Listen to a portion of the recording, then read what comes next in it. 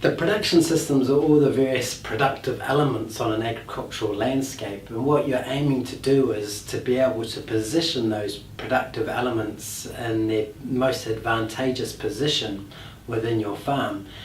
and pick those types of production system that's not only there's a good market opportunity to sell, there's good resources to support that production, and there's a good alignment with the various characteristics of that farm site, but also that those production systems have multiple beneficial uses within that farm, and that they can establish beneficial connections with other types of production systems in a way that once those connections are established, you better represent the biological complexity that you get within a natural ecosystem. And what you're trying to do is to recreate within a farm system that same type of biological complexity that you get in a natural ecosystem, so that you get a stable and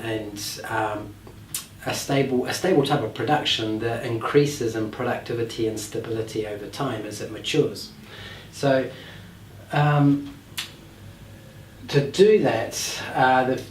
you're first guided in the selection of your production systems in respect to market opportunities and resources to support production,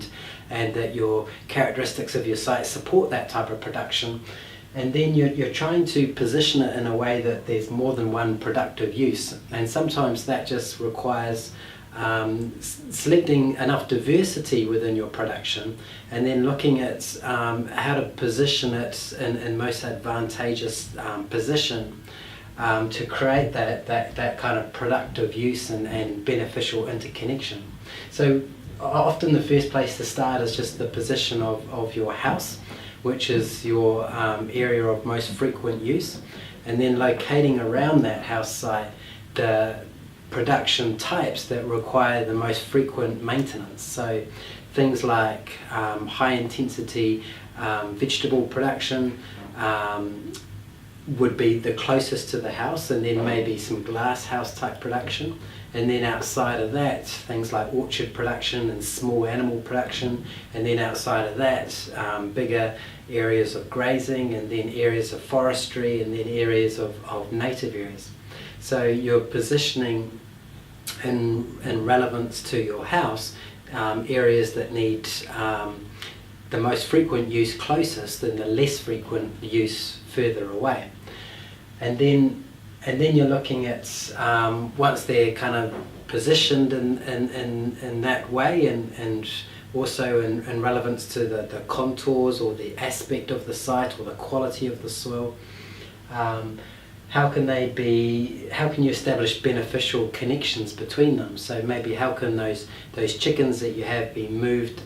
in amongst the orchard to help clear the understory and take away pests, or follow behind the grazers and the pasture system to be able to break up their manures and break pest cycles in the manures and help graze the pasture in a different way than the other grazers could. So you're looking at,